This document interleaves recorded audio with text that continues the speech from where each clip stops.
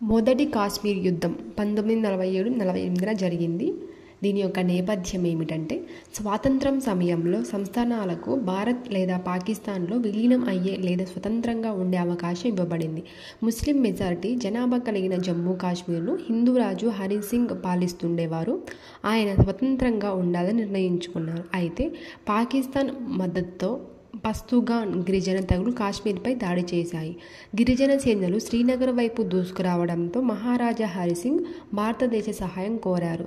బదులుగా ఆయన 1947 అక్టోబర్ 26న కాశ్మీర్ను భారతదేశంలోకి విలీనం చేసే ఒప్పందంపై సంతకం చేశారు.